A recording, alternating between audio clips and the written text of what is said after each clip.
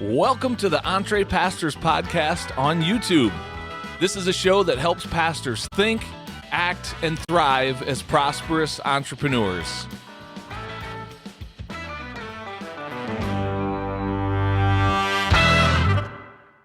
Well, hello everyone, and welcome to the EntrePastors podcast on YouTube. My name is John Sanders. I'm one of the co-hosts of the show, and today you're going to hear an interview that Les and I did with two guests on today's podcast. Their names are Tony and Alisa DiLorenzo. And I want to tell you a little bit about this couple before we jump to the interview. So these guys are not pastors necessarily in the sense that they don't lead a church. And yet I would contend they absolutely are in ministry, and they have pastored thousands of people as their business is really built around serving marriages and couples that are married. And they have an incredible podcast called the One Extraordinary Marriage Podcast. And really, the reason we want to share their story with you from our platform as EntrePastors is we believe they are a good model of what the information-based pathway can look like, where someone has a message or some intellectual property that they want to share with the world. It's very possible to build a business around that. And that's exactly what Tony and Alisa have done through their podcast, their coaching, their live events, their book, multiple streams of revenue that they have built all around this very real ministry of serving husbands and wives and married couples. So we had a great conversation with them. I'm excited to introduce them to you. So without any further ado, let's cut to this interview that Les and I did with Tony and Alisa DiLorenzo. Check this out. Well, Tony and Alisa, welcome to the EntrePastors podcast. We're so glad to have you guys on the show. Thank you. Yes, we love it. So what happens when you're married? We always want to jump in first. I know Les and I, we're not married, just to be clear, but Les and I have the same dynamic when we get interviewed. Sometimes we're like, who's going first? Who's going to exactly? Anyway, we're learning to fight like a married couple sometimes. Les and I, but. There you go. Well, guys, I'm excited about our conversation today. I'd love for you to start by just giving a little bit of an introduction to our audience. You guys are not pastors from the sense that you're not like leading a church, a congregation, and yet you absolutely are in ministry, at least as far as I see it.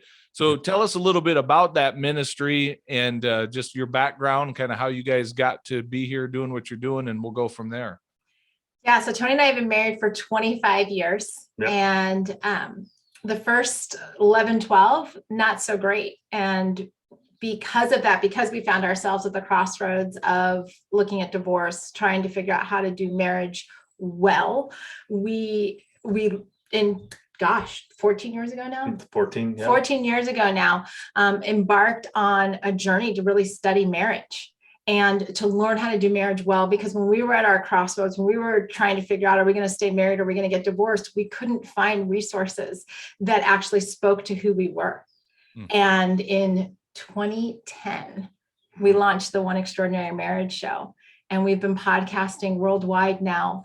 Since then, we're getting ready to record episode 700 here shortly. But God has just really given us a platform literally to be heard around the world through the podcast, through our books, courses, to encourage and give hope to marriage.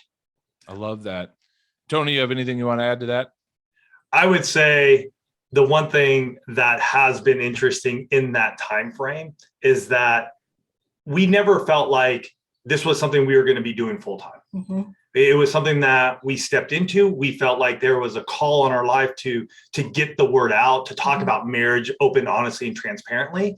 And over the 12 years since we started, we've grown, we've learned, we've built. So what you see now isn't how we started. It's been a process of getting there. Yeah. That's so good. It's hopeful. That's kind of encouraging for a pastor that might be looking down the path of doing something similar. They have a message they want to share with the world and maybe build a business around that. But to hear that sometimes I think we get told these, overnight success stories where we believe that, man, you start a podcast today and tomorrow the money's just pouring into your account. And the truth is there's a grind to this. There's a lot did you guys set out? It doesn't sound like it from what you just said. Did you set out to make this a business from the start, or was this more just a thought of we have a message we want to share and we need to get it out to people? It was a message we wanted to share.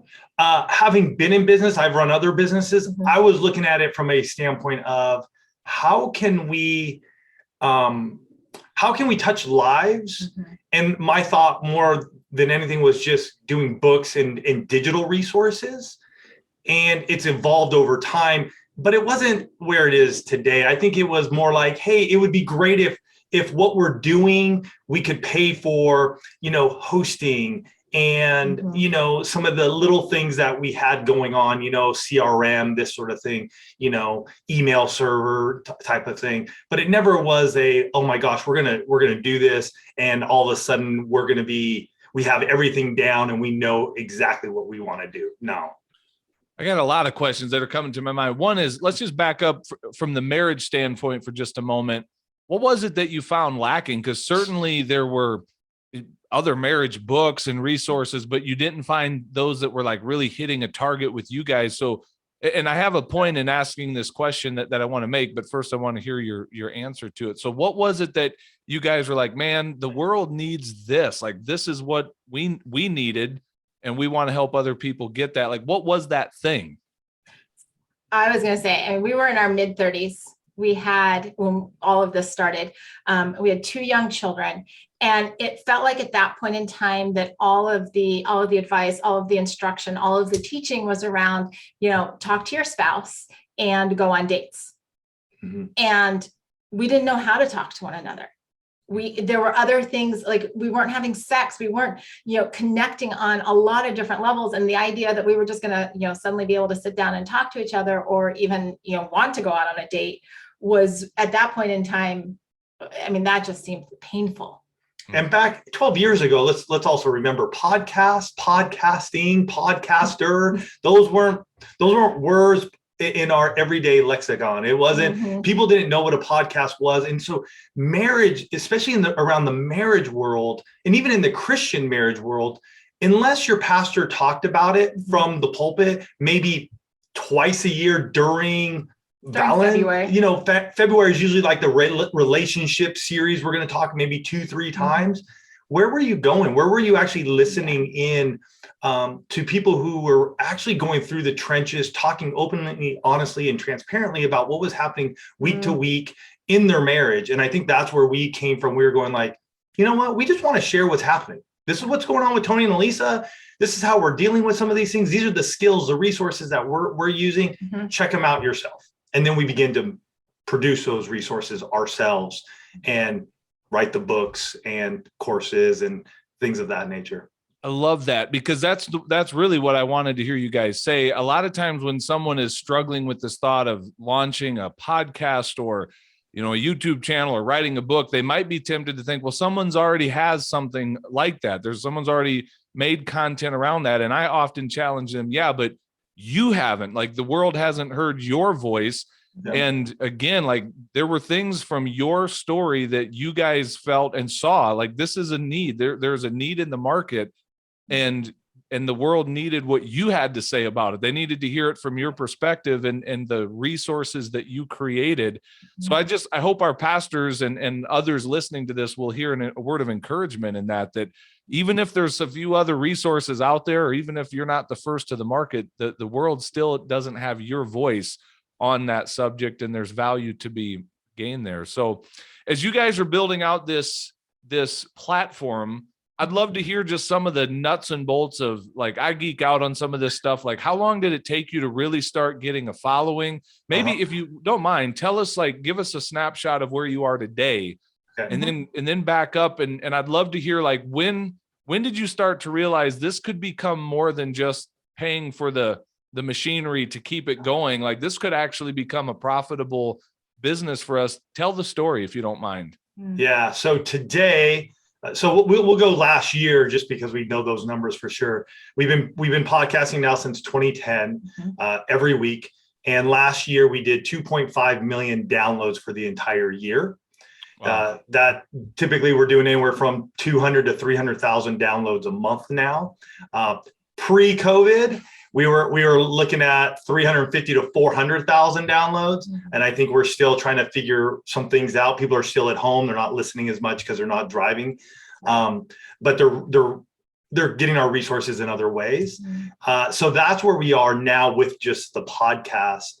And when we started, here's the one thing I want to say to pastors, that you're in a better spot than we were, because we had nobody around us. Like, we just started podcasting and said, this is our message and we're going to just go after it because we believe that people need to hear it. We didn't have anybody in our immediate circle. We didn't have anybody in a congregation. We didn't have anything like that. So you're ahead of us in that respect. So when we started, there was no tracking. 12 years ago, you couldn't track podcasts and how many downloads you got. So I would suggest anybody, when you're starting, don't look at the numbers. Don't look at the stats. Don't look at it, because it more than likely will deter you from doing what you've been called to do, because you're going to look at numbers and you're going to value yourself around those numbers too early and too quickly, when you got to give yourself some time to grow and meet those people who need to hear your message. And so it wasn't until 2013 that stats started coming about, when we're like, oh, cool. So I put it on, and the first full month of tracking, I think we were right around 30,000 or 40,000 downloads for a month. And I was like, wow. Yeah. I mean, to be very truthful, when we started this, we didn't know what it was going to become. No. We didn't know. I mean, what Tony didn't share with you is that when he first mentioned podcasting, I am the most reluctant podcaster. I was like, and it's that whole disqualification that we do, right? It's like you were saying earlier. I sat there and said, who's going to listen to us, this nobody couple from San Diego? And that was my whole thought. That's what I said to my husband. And yet, because we were just your average couple, because we knew that we were supposed to share this message, and we got really consistent with it week in and week out for the last 12 years, we created a community of people. And that's what I would say to pastors. You know what your message is, right? You know how people's lives can be transformed by this. So don't disqualify yourself just because you're pivoting maybe into a different niche, or speaking about something else than from the pulpit. Yeah, because there's, we could have disqualified ourselves a lot of times. There have been bazillion books written. We still write books. Yep. Right. Still change lives. Yeah. Okay. So as recently as last week, we could say this every week, by the way. The interesting thing about what Jon and I are doing now is that there are so many different people are so gifted out there, and there are a lot of different paths and ways to get there. That's all about calling, right? Yep. But the thing that I love about this conversation, I can't wait until we can share. We're going to share this one, I think, pretty quickly. I had a friend of mine last week that contacted me. He's pivoted away from employment at the local church. He's still every bit a pastor. His wife every bit wants to serve the Christian community and others as well. They really do believe that God is leading them, calling them to do something together for couples, for married couples. Yeah. It's precisely what you all are, where you are right now, the space that you're at right now. So I know that it's overwhelming to them, because they're just now starting out. So if you would, back to what part of what Jon was asking, what else does your current, platform look like? We're going to talk about the book, but in terms of speaking, or maybe couples retreats, or anything, a couple on couple coaching that you all might do. I mean, what does that part of it look like? And then the second part of my question is, if you were sitting down with these friends of mine, it's a big elephant that they're looking at. They've got to start with small bites, one bite at a time. What are some of knowing what you do now? And you're right, Tony, the world is very, very different. And, even back then it was blogging and writing and hopefully maybe getting on somebody's radio show or a morning talk show or something. Now the world's opened up, right? But there is a lot. What would you advise them to do to just get that thing started and move the ball down the field? My suggestion is, how are you able to get the quickest feedback? I don't think that is through podcasting. I don't think it's through blogging. Not to say that you can't do those things, but you really need to find clients. And especially in this respect, and Alisa does all of our coaching here at One Extraordinary Marriage. She has a vibrant coaching, what's the word I'm looking for? Business. There we go. Thank you very much. It's a 6-figure coaching business. It's those big words that stump us sometimes. Yeah. What is that thing called? She's great.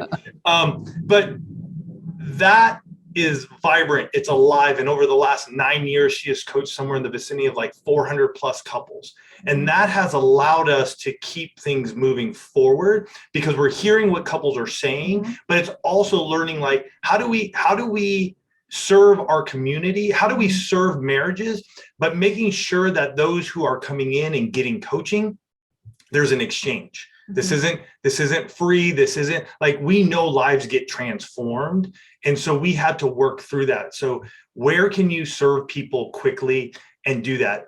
Some folks we know, they love the retreats. They already have places set up. They know, hey, we got this center up in the woods. We're going to do something and we're going to invite our community. So that's a place where you can start, where it's a quick win. You're getting people in the door. And today, more than ever, you can text friends and just give them a Venmo or, give them something that it's quick, it's easy. You don't need to make this complicated, is what I tell a lot of people. You're making it too complicated. Make it real easy. I used to be in, it's called paintless dent repair. So I used to take dents out of cars. It wasn't crazy. Somebody would call me and say, hey, I got a dent in my car. I say, great. Tell me the size. They tell me the size. I'd say, great. It's going to cost you this much. And they'd go, okay. I put them on my schedule, put them on my calendar. I'd show up. I take the dent out. They would pay me. Same thing when you're working with married folks. Like, hey, you have an issue. This is going on. Great. My services is this per hour. Here's how you can sign up. Here's how you can pay. Once you pay, then we can move forward and we'll get started.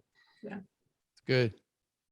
That's really good. I think just to kind of elaborate on what our business looks like, Tony mentioned coaching there. We're multifaceted. We have the podcast, we have coaching, we have books, product sales, we do courses, we do live events, so it really, but when we started behind our computer. We tried blogging. Blogging was 12 years ago, 13 years ago, blogging for us was very painful. Yeah.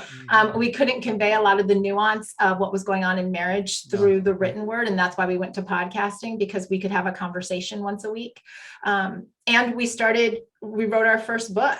And, what I would say to anybody considering either writing a book or, being behind the microphones for a podcast, first and foremost, those things are our business cards.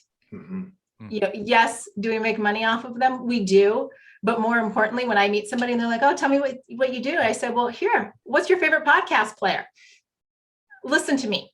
Right. Like, I don't even carry business cards anymore because I'm just like, listen, or, what have you done? I'm like, well, 6 Pillars of Intimacy is our most recent bestseller. Pull it up on Amazon. You want to read this book. So you can get into that place where those assets speak for you and get people into your community, get people into we call it the one family, our tribe, into your tribe so they know, like, and trust you. Yeah. Yeah, that's so good. I was going to ask you guys a question, and you already started going down that road a little bit, Tony, about mindset. Now, coming out of the business with a business background, you've already put your cards on the table and said this was not as big of a struggle for you as it is for many pastors. What I would contend, you take the average pastor who deals with a lot of marriage stuff or other ministry related things. If they were to create a business around that, they would immediately be hit with this idea of how in the world can I charge people for this? I'm accustomed to getting a $30,000 a year salary and expected to do a lot of this just for free or in addition, over and above, in addition to my role as a pastor. So what would you say to that pastor that's struggling with that mindset of, man, is it really okay for me to charge people money to, help keep their marriage into? How can I monetize people's, struggles in marriage? Like, what would you say to that? Well, can I take this one? Let me just say this. Both can. I'll let you. Yes, for sure. Because she is the coach. We had that same mindset. Just because I came out of business doesn't mean that we don't have those same limiting beliefs. Mhm. And so we were very much of we used to leave small groups around marriage stuff. So we would sit with couples and we would just talk to them there. And so how are we going to shift? And so as our platform grew and people would email us, Alisa and I would sit down and we would look at these 3,000 word emails and really just think about it and pray upon them and go, okay, this is how we're going to respond. And then we would respond and we wouldn't even get a thank you back. Wow. Mhm. And I will tell you, once we got a number of those and we started going, wait a minute here, we're not seeing the transformation. We're not seeing the fruit of what we're pouring into. We started to shift and it took us a little while, but once we did, and I'll let Alisa tell her side of the story, but from my side of the story was once we began to do that, people really respected who she is and what she brings to the table. And so for them to pay, they know they're going to get their breakthrough and they're more than happy to pay because they know they have access to her for that 50-minute call that they get with her once a week, once every other week, whatever they choose to do. But the breakthrough that we get is astronomically different. And that's where I sit and I go, that's why it's important that we do charge them for it, because then they value it and they don't take us for granted. And when they take us for granted, we don't feel good and we just get taken out. Mm-hmm. And the other thing that I mean, he pretty much said everything I was going to say, but On it. the other part of that too is, and we have a lot of friends who are pastors. We see this. Burnout is a real thing. Yeah. Right. When you're giving of yourself and you're not being compensated for it. I'm not saying you have to charge, an arm and a leg and just feel like you're robbing people. But when you price your services at a fair value for what you give, then when you're sitting across from someone and you're getting in the weeds with them in their lives, in their marriage, and you're strategizing and you're spending this time and you're investing this time with them, and there's a compensation for that, like Tony said, first of all, they value it a lot more. I can tell you, we have so many miracle stories from people that invested in their marriage through coaching, did the work, showed up. Why did they show up? Because like I tell everybody, nobody pays me to just sit and stay in the same spot. You pay me to help you get breakthrough.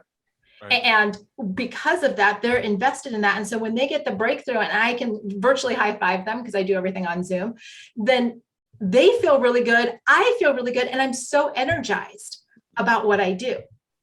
But when I was sending those emails and nobody was saying thank you because we weren't charging for them. And even when I first started coaching and my pricing was lower, I will tell you the burnout was a lot higher.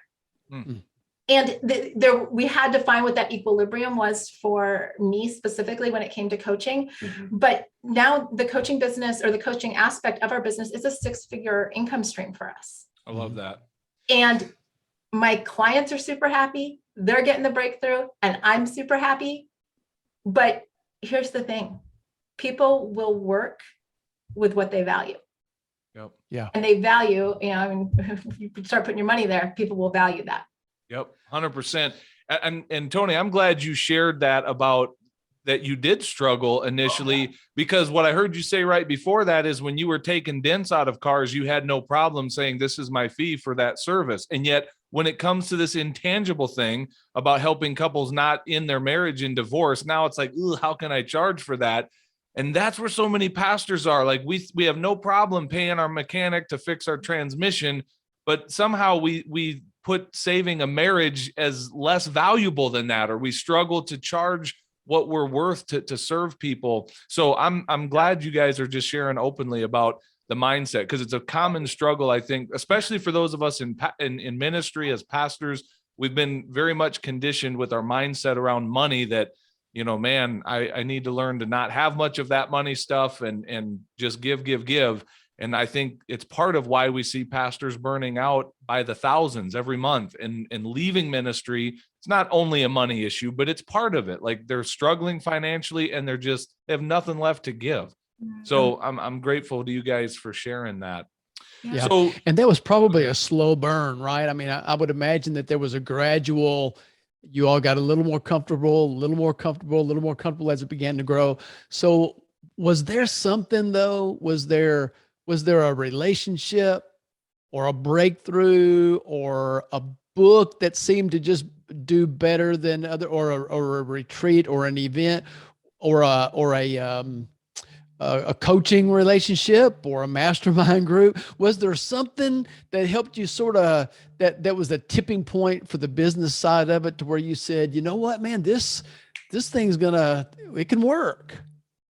Well, I can definitely tell you there was one conversation between Tony and I where I remember him coming home. He was still doing dents at the time. And, he looked at me and he said, if One Extraordinary Marriage doesn't actually start to make money, I'm pulling the plug on this thing. Like, we can't just keep putting money into it and not seeing something come back. And that was really, I think, when I took ownership of the coaching side of the business and said, all right, like, I'm going to go after this, and, have seen huge increases year over year over year. But at the same time, I know the Holy Spirit is a factor in every single one of my coaching sessions. I have no problem telling my coaching clients, specifically if they're Christian. If they're not, I don't freak them out by saying God's in the middle of this. And they're like, what are you talking about? But I tell my Christian coaching clients, I pray before, during, and after. I know when the Holy Spirit shows up, because I say something I know nothing about, but it lands 100% for this couple. And I think the other aspect, not just that conversation, but we switched churches about 7 years ago now. And we stepped into a church that really spoke about, signs, miracles, and wonders. Yeah. And we said, what does that look like for our business? What does it look like for us to be able to not just receive that at church on a Sunday, but pour it out into the one family on, Monday through Saturday? And that really has been such a huge shift for us. Yeah, Les, that's a great question. And I feel like for us, it's been an uphill battle at times. We get a win and it's like, yeah, that's it. Boom. Like, this is going great. And then we'll sort of slide a little bit, and then we'll reconvene and we'll talk and go, okay, this is what we're going to do now. And boom, we hit it.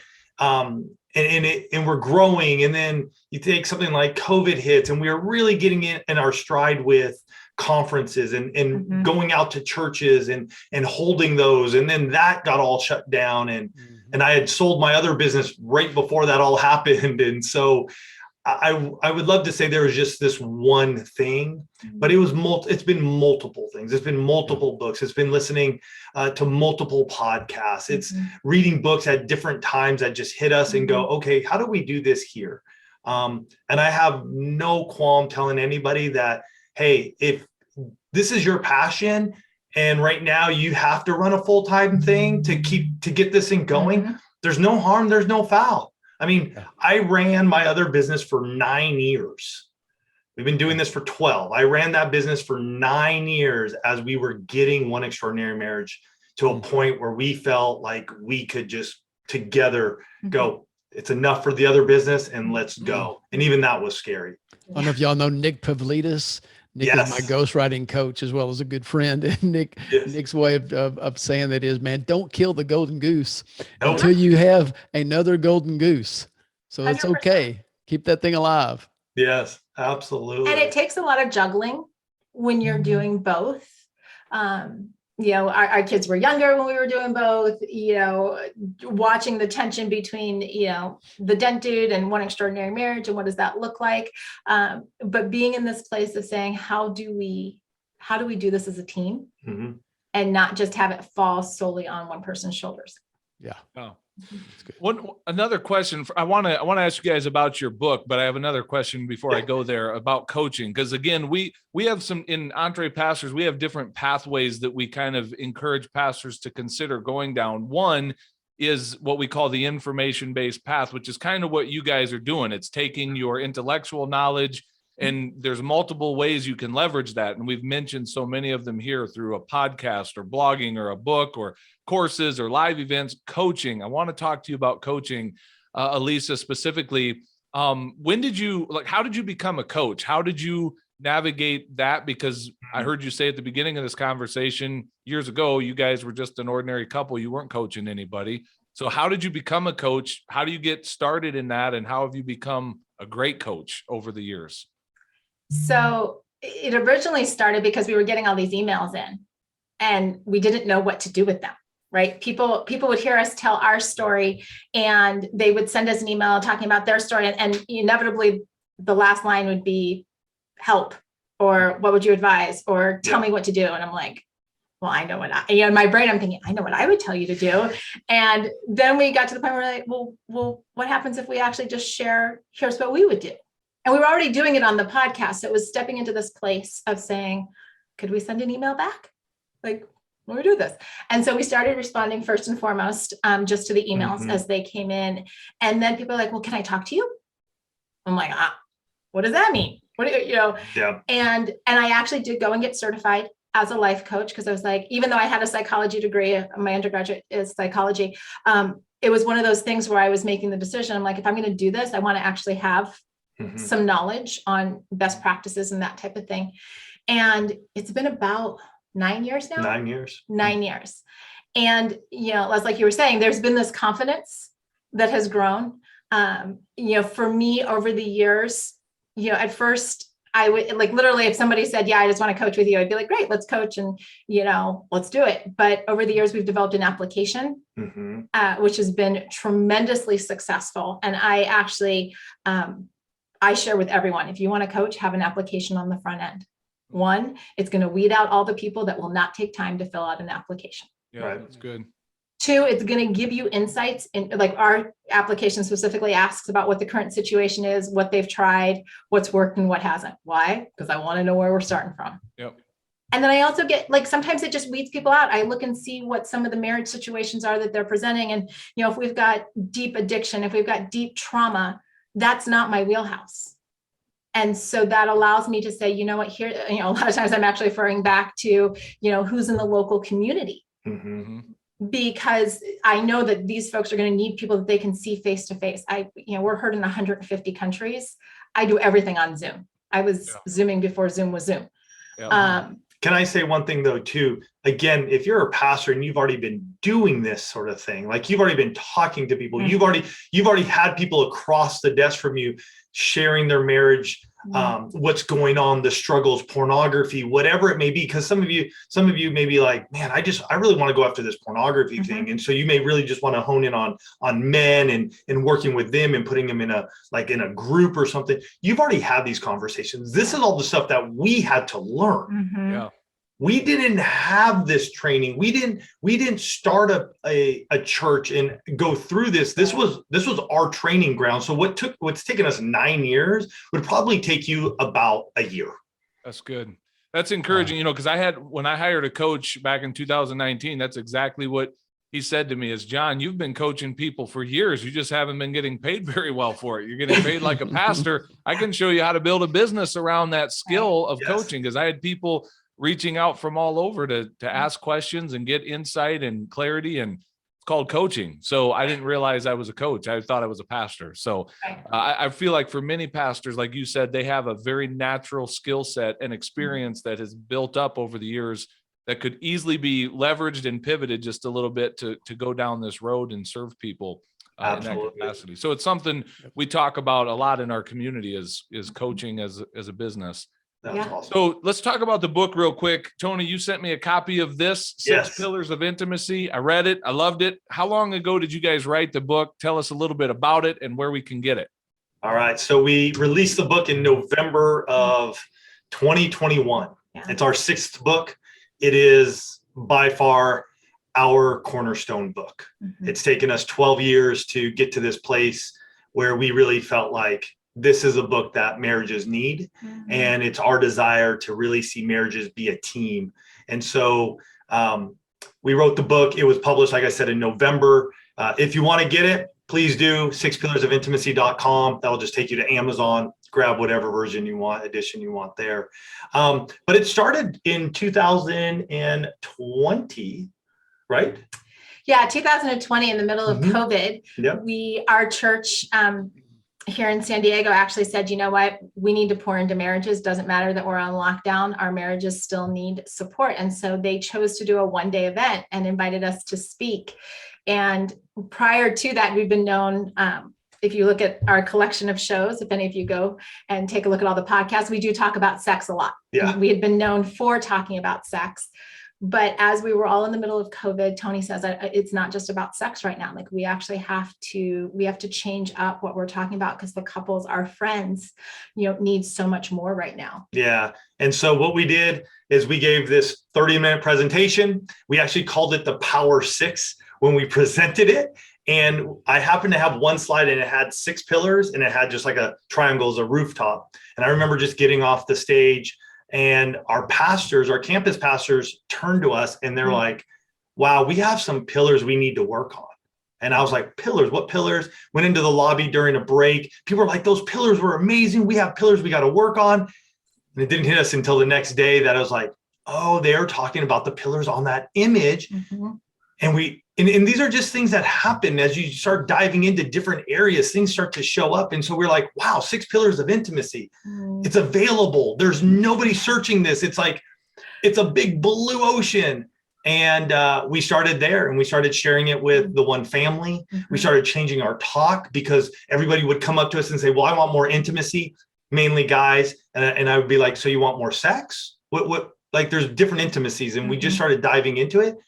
And then that's where we just started talking to people. Again, if you're a pastor, you probably already have something. You already have a framework. You probably already have principles that you are telling people time and time and time again. Mm-hmm. That's what the 6 pillars of intimacy are. And so June of last year, we started writing the book. Alisa wrote the book. I just give my thoughts and we just powered through it and we just went after it. And it's just been such a godsend to get that out there because now we speak around the 6 pillars of intimacy. You're talking about coaching and everything. We're starting a certification around the 6 pillars of intimacy because people do want to know how Alisa does her coaching. People want to understand how can they do this in their own church, in their own community. And so that's where it's headed. But yeah, that's the little bit about 6 pillars of intimacy. Well, I love that. I have one more question before we go backstage with you guys. And I wanted to talk to you about this dynamic of doing business, like building a business / ministry with your spouse. Some spouses would want nothing to do with that and say we'd kill each other. Like, how do you guys do it? Like, speak to some of the unique dynamics of being in business with your spouse and building that together. It is a very unique relationship. It's a journey. And we have the added dynamic of the fact that our business is marriage. Yes. So not only are we married, a married couple, but we also talk about it. We talk about marriage all the time. And one of the pitfalls, and I would say this is for anybody that is thinking about working with your spouse, is you've got to have clear boundaries when you're talking business and when you're connecting as husband and wife. Because back in the day when we had jobs that we didn't work together, like I'd go off to work and I'd come home and I'd be like, let me tell you about my day. Well, my day now is spent in conversation with him. So it's like, well, let's just keep talking about our day. And so the other thing too is from an early standpoint, if you're working with your spouse, you're considering working with your spouse, start to identify what your individual strengths are. Mm-hmm. Early on, we ran into a lot of tension, and sometimes we still do, by trying to do something that the other person is naturally gifted at or has an affinity for. And it would not be so comfortable for me to do something that Tony does, but I'd be like, oh, I'm just going to do this. And then I'd be like, I don't want to do it, and he's like, I can just totally take that and run with it. And when we started to go, okay, where are your strengths? What do you like to do? It became clear, like Tony would never coach. Here's why. Here's what Tony's coaching sounds like. I can sum it up in like 2 sentences. Stop doing that. Start doing that. Brilliant. That's basically my coaching style. So when people would ask, I'm just like, she's a marriage coach. And that's really good to have delineation. Mm-hmm. It's healthy. Have delineation of what you do well, what your spouse does well, mm-hmm. and stay in those lanes. You don't need to walk into their lane. Now, can you step in there and help them out and give suggestions? Absolutely. But that's their lane. You know your strengths, you know their strengths. And that has helped us a lot. Do we love it? Yeah. I mean, I am truly a blessed man that I get to be here and spend my days with Alisa talking about something we love, that we're passionate about. But we also have our own outside interests. I love road cycling. I've gotten into some investing with my older son. So I have my own interests. Alisa has her own interests as well. So it still gives us the ability to, I'm my own person still doing my thing over here. Yep, that makes sense. I was going to ask, like, have you ever been in the middle of a fight between the two of you and then be like, that'd be a great podcast episode. Let's talk about that. Like, have you ever like brought those two worlds together? Absolutely. I can't tell you how many times, John, like after I'm like, well, guess what we're talking about in next week's show? Yeah.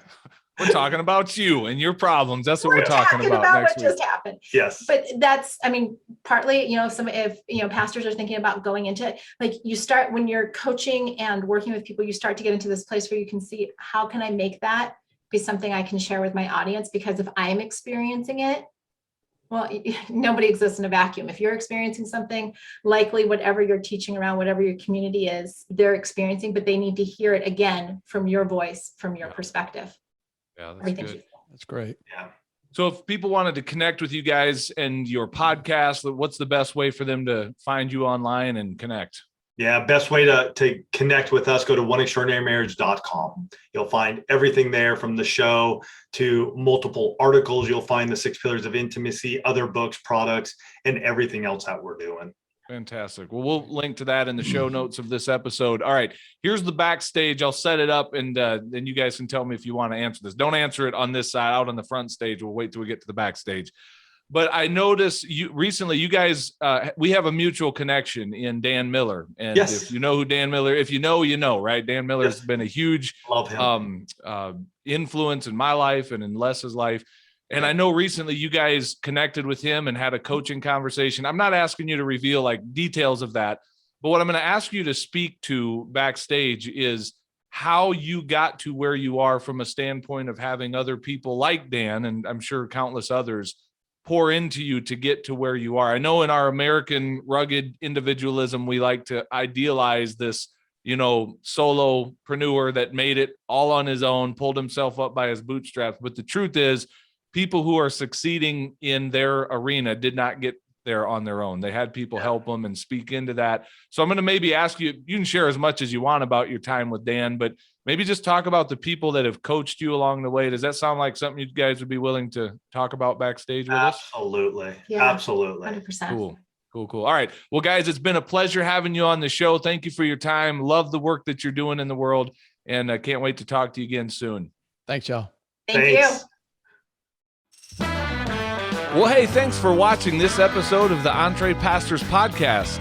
Make sure you hit that subscribe button so you can be notified every time we release a new episode. If you'd like to get connected to other pastors who are learning to think, act, and thrive as prosperous entrepreneurs, then we invite you to check us out on Facebook. Just search for the EntrePastors Connect group, answer a few of our simple questions there, and we'd love to include you in the conversations. And if you're really ready to go to the next level, then we invite you to join our EntrePastors membership community. When you become a monthly subscriber, you will receive access to courses, exclusive community, and coaching that will help you along in your own EntrePastors journey. If there's anything else we can do to serve you, please visit us at EntrePastors.com, and we will do our best to serve you there. God bless everybody. See you soon.